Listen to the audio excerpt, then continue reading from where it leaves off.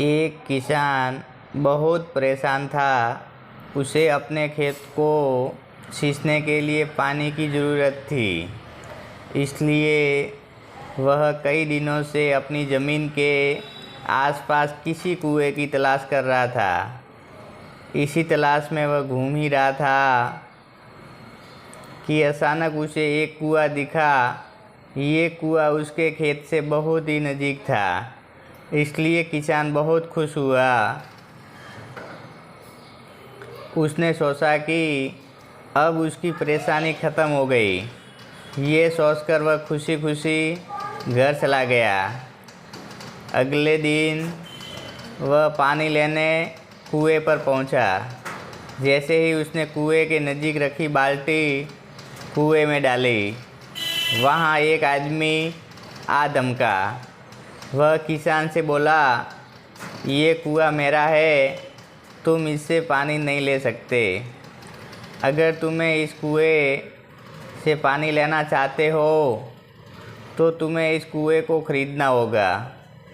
ये बात सुनकर किसान कुछ देर रुका और फिर मन ही मन सोचने लगा कि अगर मैं इस कुएं को खरीद लूँ तो मुझे कभी पानी की कमी नहीं होगी और न ही मुझे पानी के लिए इधर उधर भटकना पड़ेगा।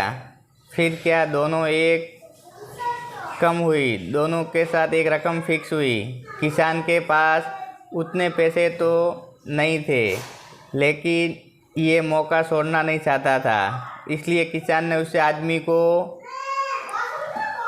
अगले दिन वह रकम देने का वादा किया और वह घर की ओर चल दिया। किसान के लिए कुआं खरीदने का यह अच्छा मौका था, इसलिए वह इस काम में ज़रा भी देरी नहीं करना चाहता था और घर पहुंचते ही उसने अपने करीबियों और दोस्तों से इस बारे में बात की और कुएं के लिए तय हुई रकम का इंतज़ाम करने में जुट गया। थोड़ी भागम दौड़ और कोशिश के बाद आखिरकार उसने वह रकम जमा कर ली। अब वह पूरी तरह से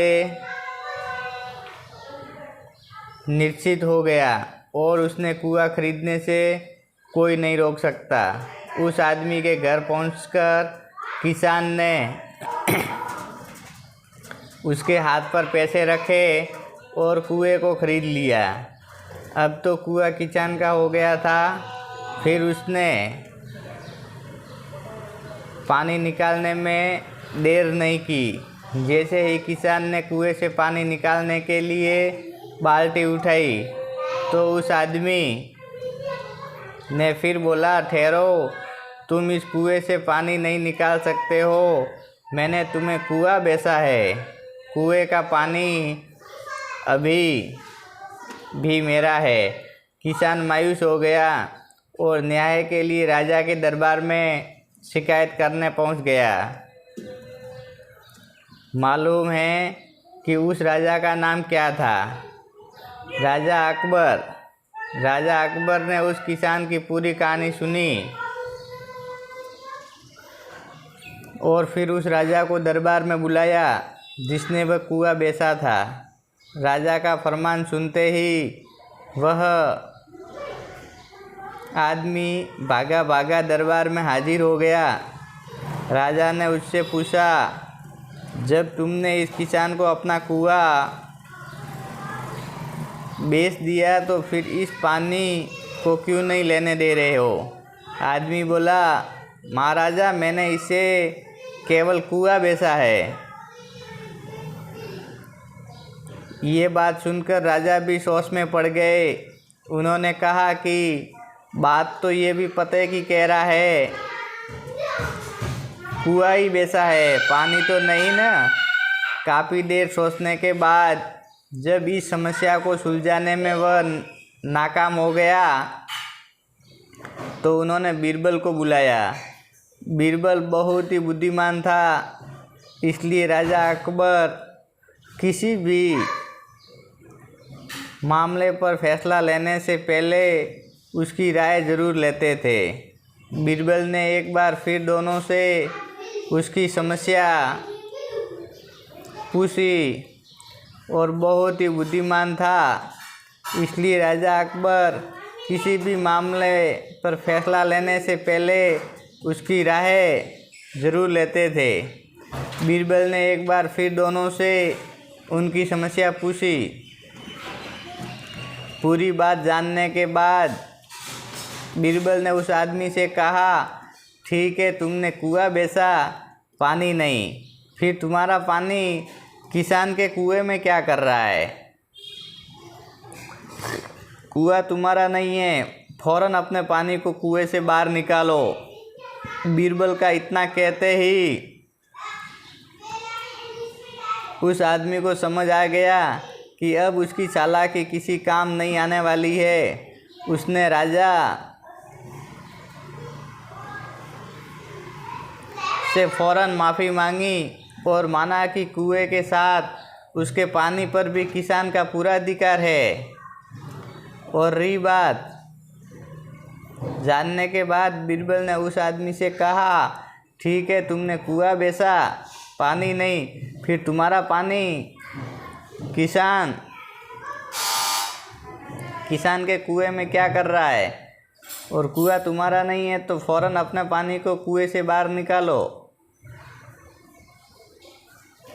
बीरबल का इतना कहते ही उस आदमी को समझ आ गया कि अब उसकी चालाकी किसी काम नहीं आने वाली है।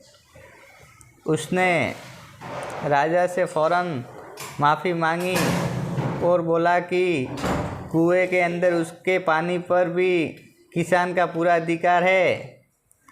और ये देखकर राजा अकबर ने बीरबल की बुद्धिमानी की तारीफ़ की और कुआं बेचने वाले आदमी पर धोखेबाजी